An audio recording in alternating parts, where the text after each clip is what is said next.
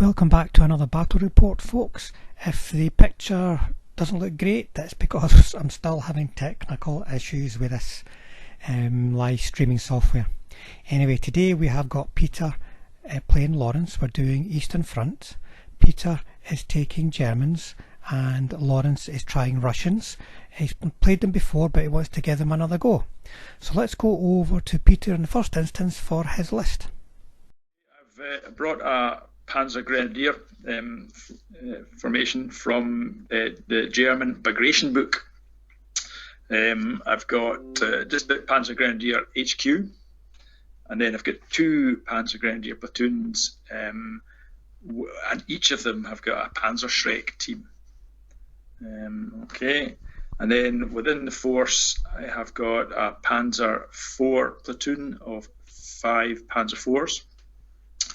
And a 12cm mortar platoon. And then for support, I have 3 Panthers, and that takes me to 99 points. So I am bringing a lucky card. I'll try and remember to play that. I often forget to play that, but and that takes me to 100 points. Thanks, Peter. I'll just show the viewers what your list is. So, Panzer Grenadier platoon with a Schreck, another one over there. Company command, heavy mortars, and Panzer IVs. So that's all the formation units. And in support, 3 nasty Panthers. Let's go over to Laurence now to see what he's bringing in his Soviet lists.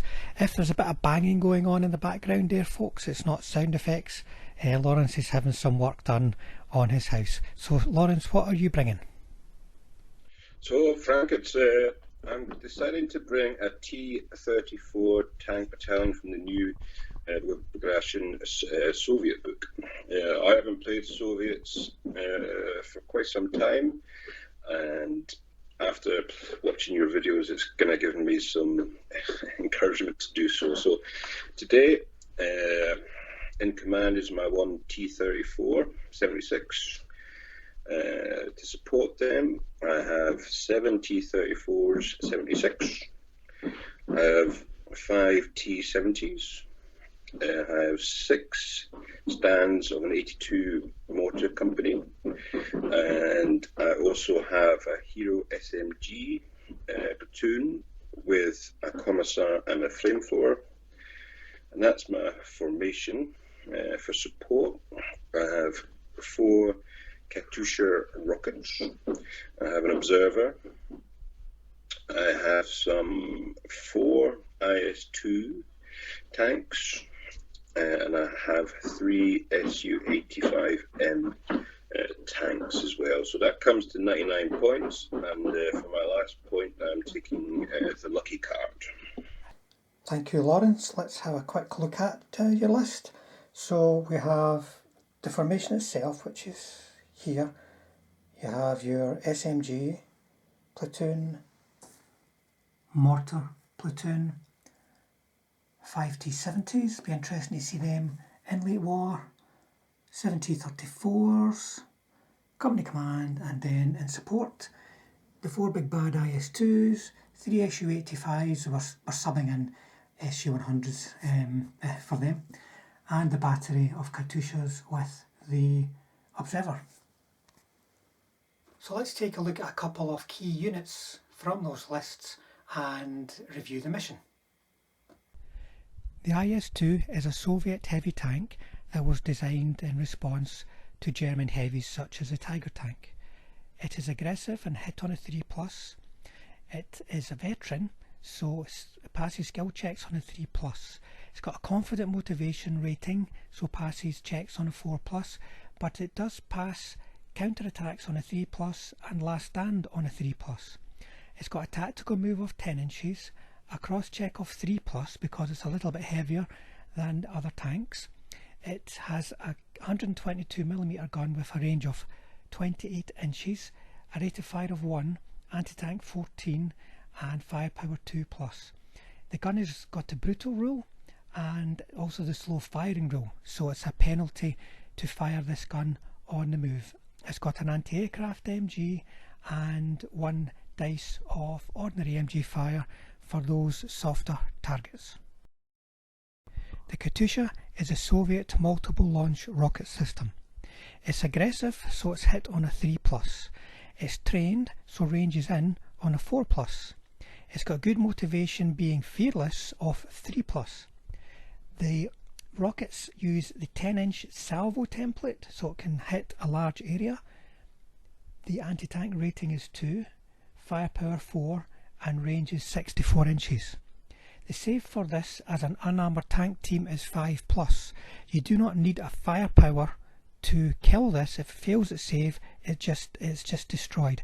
It cannot be dug in like other guns because it is a vehicle, which could be a disadvantage, but unlike other guns, it can move. It's a tactical and terrain dash of 8 inches, cross country 10 inches, road 20 inches, and cross 5+. Panzer Grenadiers are the dedicated infantry support for the German panzer divisions. The platoons come in bases of 7 or 5. They are careful, so hit on a 4+. They have a veteran skill rating, so pass checks on a 3+. Their motivation is confidence, so they pass those checks on a 4+. They have a last stand of 3+ though, and also a saving throw of 3+. The rate of fire is 3, or 2 on the move or when pinned. They have Panzerfaust or Panzerschreck options. The Panzerfaust has a 4-inch range, anti-tank of 12 and a firepower of 5, and the Panzerschreck has an 8-inch range, anti-tank 11, firepower 5. Both the Faust and the Schreck are slow firing weapons, so they're harder to use on the move. A good solid defensive force or attacking force for your panzers. The Panzer IV is a German medium tank workhorse of late war. It can compete against all other medium tanks of other nations. It has got a careful rating, so it's hit on a 4+. It is rated as veteran, so passes skill checks on a 3+. It's confident, but it has a last stand of 3+ and a remount of 3+ because of the protected ammo rule. It's got a tactical move of 10 inches and a cross check of 3+. It has a 32-inch range on its 7.5cm gun with a rate of fire of 2 and an anti-tank of 11. It has a firepower of 3+ for the main gun and also has 4 dice of MG fire for those soft targets. A good all-round tank for your German armoured forces.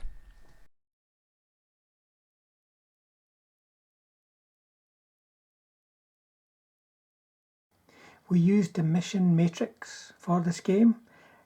Peter chose defend and Laurence chose manoeuvre, and Peter rolled a 6, which came up with Fighting Withdrawal. Now that's quite a simple mission in terms of the deployment zone. As you can see, there's no complicated shapes, but it gets a bit complicated in terms of withdrawing units. In turn 2, if the defender has 6 or more platoons, he's got to lose 1. Any turn in which he doesn't have 6 or more platoons, the defender will gain a turn counter, so it's always sort of counting up towards that 6. Peter's force though has only got 6 platoons, so it'll lose 1 in turn 2, but then in turn 3 it won't lose 1, it'll gain a counter, and then it'll lose 1 turn 3 and so on depending on losses. So you just got to keep your eye on that for this game. Otherwise it's as you see it, with the defender having 4 minefields and an ambush. Okay folks, that's the deployment done. This is going to be a really difficult mission for the Germans because of the number of platoons that they've got, but we'll see how it goes. If they can deliver enough knockout blows to the Soviet units, that might even things up, and there'll be a point at which they won't be withdrawing much platoons. They'll get down to a wee sort of rump. Unfortunately they might lose a lot of really valuable platoons before they get there. So the Germans have Panthers in ambush, Panzer IV's here behind the hill, currently out of line of sight, platoon infantry behind the church. They're defending that objective there, and they've stuck a minefield in front of it. There's arranged in markers just to the front of the church. That's from the mortars, but those guys are deployed outside of that. The German mortars are at the back. Then we have company command who are at the switching box there, one in, one out, and then a platoon of infantry, and you can see an objective all the way behind them. That's been ranged in already by the Katyushas. That's why the infantry are so far away from it. And they've got a minefield here and a minefield here. So, going to be a tricky one for the Germans, but we'll see what happens. Then the Soviets got a T-70, got Katyushas, mortars, SMGs ready to move up through that church, and then a huge lump of armour over here. You've got the Su-85s flanked by T34s with the company command, and then the big bad boys there, the ISs, with the wee observer driving along to see if we can get any better viewpoints. So there you go, folks. We'll tidy up the deployment zones and come back for Soviet turn 1. Soviet turn 1. So general advance, lots and lots of dashing. The infantry moved up, in as many of them as could get in the train station they're in there, including the flamethrower and the commissar. They're the important guys that always get killed. The T-70s are flying around that flank. The Katyusha is obviously staying put, the mortar staying put. The Su-85s went hauled in on the hill to get shots, and then everyone else dashed. The observer stayed put to get eyes on the church for the Katyushas. And then in terms of firing, the Katyushas failed to range in, and the mortars only managed it on the third attempt, but they did manage. The Katyushas were aiming at the church, the mortars aiming at the back there, and they managed to kill a base. The Su-85s did some shooting at the church, got one hit but no kills. So, over to Peter for German turn 1. So, German turn 1, Panthers ambushed here and then blitzed forward. The guys blitzed onto the top of the hill. The infantry moved a little forward inside the church. One more went into the church to contest that objective. And then the infantry over here have legged it towards that objective there. It wasn't covered before, and the way that the artillery has shifted, they're happy to move off. And in terms of shooting, the Panthers went for the IS-2s and the Panzer IVs went for the 76s. So there was 4 hits on the IS-2s. One was a potential bail, and that got them. Another one was a potential kill, but only bailed, and 1 kill. Then over here they took 1 hit each out of 10 dice. 3 were kills, and there was a couple of potential kills that ended up as bails, plus 1 potential bail that ended up as a bail, and he saved. So that was a hell of a lot of lead flying in. It depends if they can get back in and if they can, what they can put back down range. And then these guys got hit by the heavy mortars and lost 1 guy inside the church and 1 guy out. And of course, the guy that they lost inside the church, any guesses? It was a flamethrower. So over to Soviets for their turn 2. Soviet turn 2. So good news, everybody got back in. Infantry unpinned. They tried to dig in but failed. In terms of movement, there wasn't really anything. Everyone was in a position to shoot, except these guys who moved around from the far side of the field there, facing towards that objective. So in terms of shooting, the Su-85s got no hits. They needed 6s. I think they got no hits. And then the T34s, with the company command adding to their shooting, managed to get 3 hits. And even though Peter only needed 4s to be safe, he rolled a 2 and 2 3s, because these T34s have only got anti-tank 9. So he lost 1 and got 2 bailed. And then the ISs managed to get 2 hits at short range against the Panthers, but 1 saved and 1 was a potential bail, so only 1 got bailed out.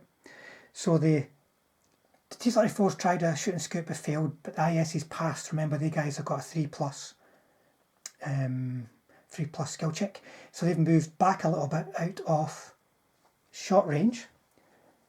Gives them better armour next turn and they'll be a bit harder to hit. And that's about it really, guys, for Soviet turn 2. So over to Peter for his turn 2, and he needs to lose a platoon this turn. So German turn 2, what happened there? First of all, Panther got back in, one Panzer IV got back in, one didn't. Infantry did not unpin. These guys tried to dig in but didn't. And then in terms of movement, the Panthers blitzed forward into short range. And that was about it really.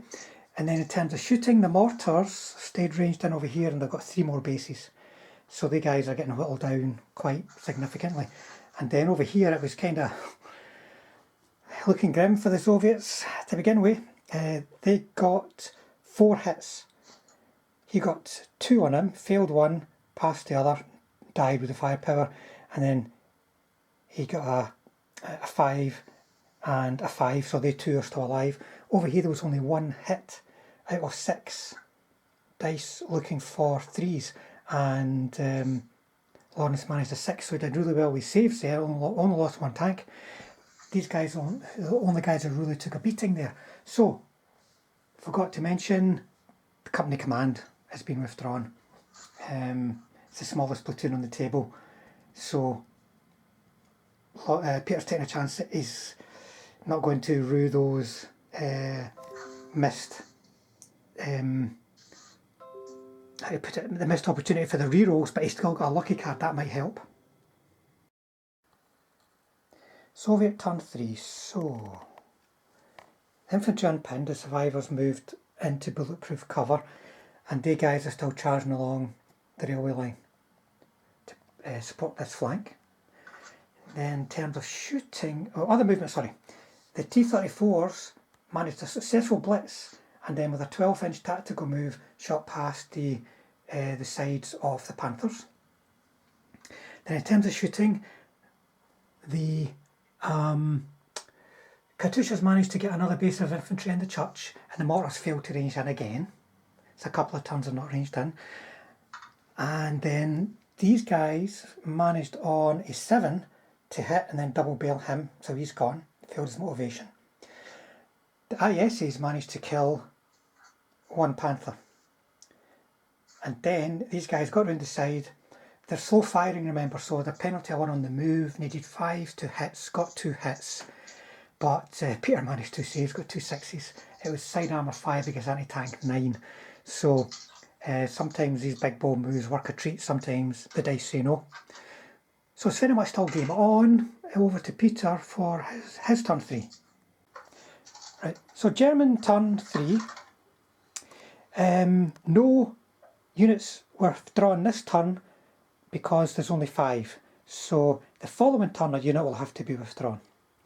In terms of movement, everything really just stayed put. In terms of motivation, they didn't unpin. In terms of movement, everything stayed put. The poor T34s kind of ended up in a nest of vipers, unfortunately. Everything turned on them. The Panzer IVs managed to kill 3 and leave 1 bailed, and the nasty Panthers turned 4 dice on it, but only managed to get 2 bails. 2 bails, which Laurence almost saved his motivations for the double bails. And there was turrets pointing in all kind of directions, but the successful shooting scoots managed to sort them out so that the German tanks were all pointing forward, and the Panthers backed off as well out of range of the Su-85s. So that's it. Laurence is getting a bit low on tanks, but Peter's going to start getting a bit low on units soon.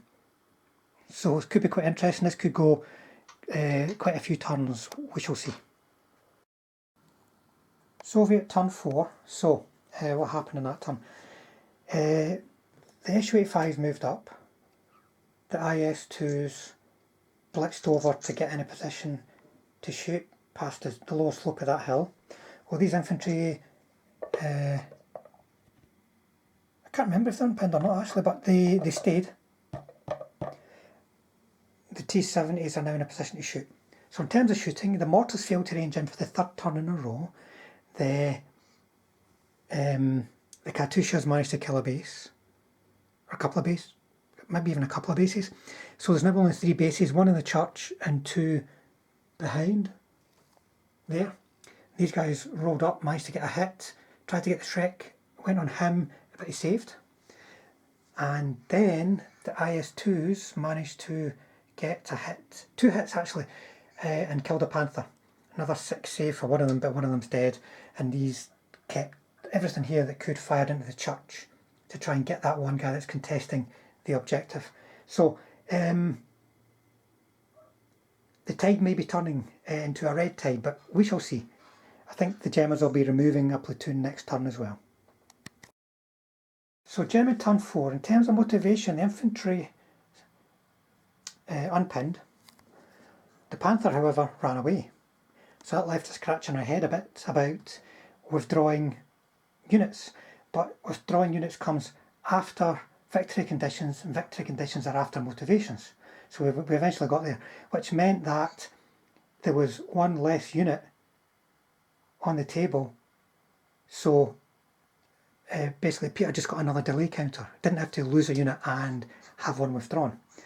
So in terms of movement, the infantry outside the church moved in to contest the objective, and the tanks blitzed up onto the hill.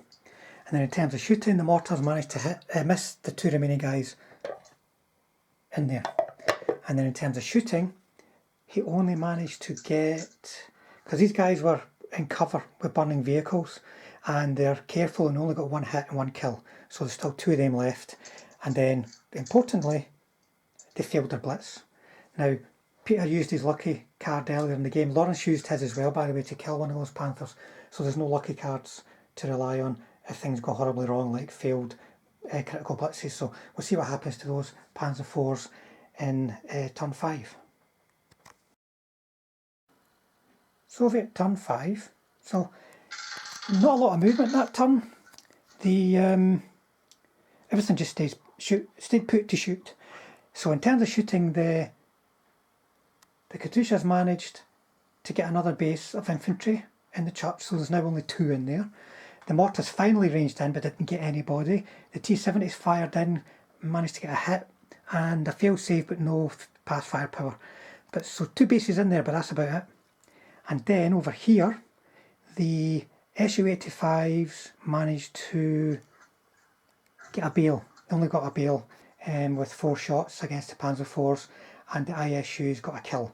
So there's now 1 bailed, 1 alive out of the Panzer IVs. So by turn 5, the Germans are getting a bit threadbare. So German turn 5, Panzer IV did not go back in, but the platoon stayed. The guys in the church have stayed. In terms of movement, these guys here have come out for a bit of tank hunting. I'll come back to that.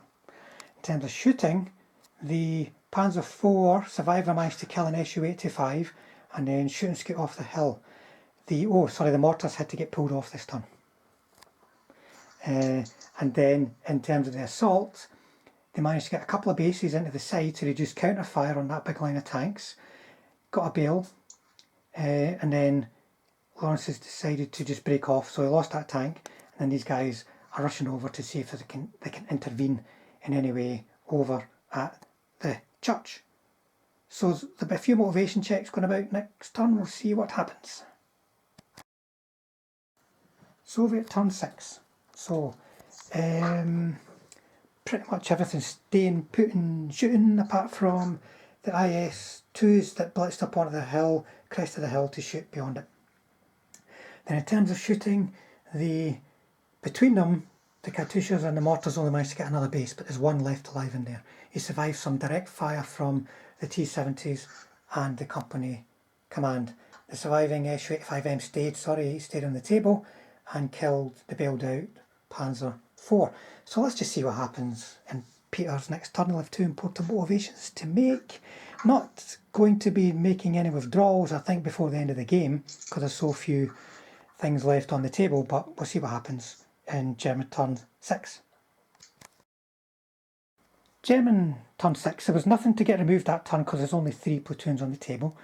There is still 3 platoons on the table because the Panzer IV, it passed its last stand, as did that base of infantry in there. And in terms of movement, these infantry have still come running over. They're looking to try and get towards that objective as the one that's mostly under threat and try and kill some tanks on the way. In terms of shooting, the Panzer IV stayed put and fired at the T-70s and killed one. Then 2 infantry from the platoon had got in assault range and sort of conga lined, as we say, onto the surviving T-70s and managed to just bail one out. Laurence motivated to counter-attack and killed the base they got in. One base died in counter-fire, sorry. One base died in counter-attack. And Laurence is just going to stay where he is to do some machine gunning, I think. So we're getting pretty close to the end, but the Germans have only got 2 more turns to hold on. Is it even possible? Soviet turn 7. So in terms of motivations, the T-70 didn't get back in. In terms of movement, in terms of motivation, the Su-85 stayed, and then he moved up with the company command to get line of sight on the surviving Panzer IV. 2 ISs on the crest of the hill stayed put, and between them all, and it took them all in the end, apart from the company command, they managed to kill that Panzer IV. And then the artillery lifted from the church and moved over a bit to try and get this supporting infantry, and they managed to kill a couple of bases of the supporting infantry, but the guy in the church is still in the church. It's probably a good place to be because he's probably praying. So Peter's gone for the longest turn on records here. First of all, motivations. The guys in the church didn't unpin, the guys on the road didn't unpin. In terms of running away though, the guy in the church stayed. So he just dug in the guys outside the church because they couldn't really move anywhere meaningful. And Laurence has got to just try and kill him next turn because it's turn 8. Soviet turn 8. So basically, first of all, motivations. He got back in, he stayed. And then every single gun here was turned on the guy in the church who got clobbered quite a lot by artillery and by direct fire heavy weapons and machine guns and 50 cal weapons and so on, and failed a few saves, but there was no past firepowers. He's still alive. So it's going over to turn 8 for Peter, and basically if he passes the motivations to keep that guy on the table, then he's somehow or other managed to win. So I'm just going to keep recording. Peter, could you first of all try and unpin the guy in the church? Unpin the guy. He gets a 4, so that unpins him. So he gets a 4 to unpin, and then unpin the other guys. other platoon. The other platoon, they're unpinned. Okay, and then the important one is last stand. That's the last stand. For these Germans, it's a 3 up. Bloody hell, 3 up. I got a 5. So they stay. So there you go. That's not possible. Well, there you go, folks. We'll go for a recap next. But that game did not go the way I thought it was going to go.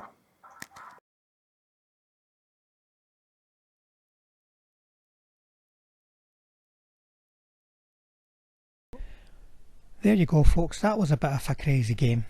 Laurence, what did you think about it and the list that you were using? It was really good to play, and I think the game could have probably gone either way at the initial tank battle. I think at first, when I got the first incoming shots from Peter, I killed a lot of tanks, and I thought that was just going to continue, and that was perhaps game over pretty quick. I fortunately managed to, get those Panthers, and then he failed his morale, which was quite pivotal in the game itself. I kind of thought, well, maybe I should actually then do more. I felt I probably played my infantry wrong, although I couldn't really do much about them, because if they went in the open, they would have got machine gun to smithereens, most likely. I didn't really know whether or not to kind of go for the other side or the other objective, because they had originally placed his Panzer IVs on the table, but I kind of went for the just a full kind of frontal curse type battle, and ultimately I initially won that first stage. I think, like, the game, I guess it's one of those things with Flames of War. I think that last chap, I think he probably did 3 turns of last man standing, and that 3-up proved pivotal, and that won the game. So, it could have gone either way, because technically I should have probably won it on the basis that I think I just shot that church so much that no, there wouldn't be any church left, just as you mentioned, a pew and the guy behind it. But no, really enjoyed it. It was great. It was touch and go for sure, but it's just how it goes. Technically, maybe I should have won because of that last man, but it just wasn't to be. So no, it was a really good game. Really enjoyed it. I think the first stage was quite tense, and then the latter was tense as well. No big assaults, but a lot of good tank action to really kind of show off the strength of the Germans with that 4-up to hit. Don't necessarily need to be big tanks, but plenty to think of for creating my list next time. But no, I really enjoyed it, Frank. Thank you. And what about the Soviets? That's the first game in a long time with the Soviets. Yeah, well, I used to have I think it was in version 3. I had an IS-2 list. I think infantry, it's difficult because of artillery being so effective against infantry, really. So it's really tough unless you keep going. But I had a small squad. It was the only thing that Peter could really shoot and kills, and it kept the mortars on instead of Yanichikov, his company commanding. I think that's probably quite a good trade for me. The IS-2s were great in terms of being quite big and beefy, but I think their strong point more so is assaulting. But it's always kind of strange, because I have seen that they've got the kind of anti-tank 12 gun as an option with 2 shots, which is quite nice, but you're coming up against Panthers and God knows what, so you always need something heavy to. And your IS-2 is what dealt with the Panthers, and the Panthers only survived as long as they did with exceptionally good saving throws as well. They could have been wiped out. I thought the T39s, T34s, I thought the heroic kind of side-on shots would have been a bit more successful, but Peter saved them. I guess that's maybe what they had to do in real life anyway. Was go around the flank and when the dust cleared, and they looked around each other and went, "Oh no, they're all still alive." They're all still alive already, and they paid the ultimate sacrifice for the motherland. But really good. I like the Soviets. Are great because you get a really good game. It's always going to be bloodshed for the most part, and that's what you kind of want perhaps for a game. And I have no idea how competitive they would be or what the competitive scene is these days in terms of what lists, but for kind of gung-ho fun, the Soviets are. I'm enjoying it a lot, so I will continue to get my force ready. Thanks for the Peter game. lives quite close to me, so now that we're allowed out of the house and actually allowed in someone else's house, I'm sure these Soviets, my own as well as yourselves. I don't know if I'm allowed in anybody else's house, though. I don't think anybody wants me. But anyway, true, but no. that was a great game. I don't know what apart from playing a completely different game, I don't know what else you could have done different. It's just kind of the way the dice rolled, and that's sometimes what it's like. But thanks, Laurence. Thanks for the game. Thanks, Ray. All the best. Right. Let's go over to Peter now for an explanation on what the hell just happened there. So, Peter, what did you think of the game and your list? Well, I think I was incredibly lucky to manage to hang on for 8 turns. I started the game with only 6 platoons, so I didn't have many there. I think I was lucky in, well, I was able to hold Lawrence's tanks, most of his tanks, away from the objectives with my Panzer IVs and my Panthers. So that meant that they weren't attacking the objectives, which was good. Another thing in my favour was that there was a church on the objective, and tanks can't assault buildings. So he had to shoot me off that objective. And thankfully, I had a platoon that managed to last until turn 8. There was only one guy left in the church, and I only had 3 other platoons on the table, but saved by the mission, the 8-turn mission timetable. So there were a number of times where I was rolling for last man standing for the guy in the church, and he just held on. So it was yes. I mean, another turn, I would have been destroyed. Thankfully, I'd managed to. I think Lawrence could have gone for the other objective if he'd gone early enough, because I had to bring my other Grenadier platoon off that objective to try and cover the one that was under most pressure.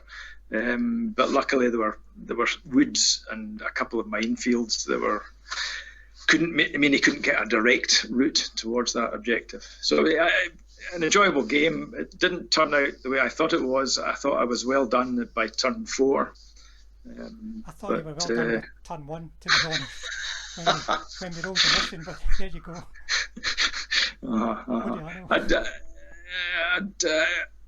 I'd be a good turn when I managed to destroy all these T34s, but I think the turn previous to that, I had 6 shots, and his T34s only got 1 hit, so that was a bad turn for me, but yeah, good fun. So there you go, folks. Somehow Peter managed to hold on. The dice said yes to Peter today. You can get games like that. We've all had games like that where if only the opponents would fail in motivation, that would be game over. It's just a few dice rolls, folks, so you can't guarantee that's going to go in your favour. Would I have done anything different if I was either side? For the Soviets, I maybe would have attacked down this flank here. There's a lot more cover for those easily hit T34s and T70s, so I maybe would have put them down there, and then on the more open side put the ISs in with support of the Su-85s, just a thought. And for the Germans, I probably would have put my Panzer IVs in ambush, because that could be 10 dice coming out in ambush, which is very effective. It's a lot more effective against medium armour than 6 dice, and maybe put my Panthers just kind of somewhere in the middle so they could react and go either way. I'm trying to do either way, but it's not working. I'm seeing things in reverse with the way the camera is.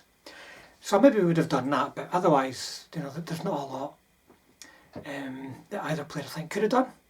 But let's go and look at the casualties versus survivors, as I've been doing, and maybe see if that illustrates how close a game it was. Let's start with the surviving Germans. That's it. 4 bases. But they managed to hold on. They had these guys off table and withdrawn, and these guys on. So significant losses, all the tanks, and effectively 2 platoons of infantry. So that is an extremely close thing for the Germans. The Soviets, this is what they had left. Their artillery, which was pretty much untouched all game. 3 T70s, company command, a Su-85 and 2 IS-2s. So still quite a powerful force left on the game. close enough certainly to close with any surviving Germans had they got the time. And then in terms of losses, poor old T34s did that brave charge in behind the Panthers, and when the dust cleared from their charge and their firing, every German tank was still alive and went, well, here you go. And that was the end of them.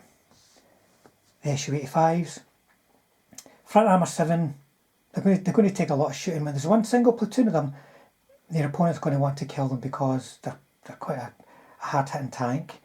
But front armour 7 means they're going to take a few casualties, so 2 of them gone. T-70s survived quite well, though they were getting chased everywhere by some infantry. 2 dead IS-2s, so that unit proves quite survivable, to be honest.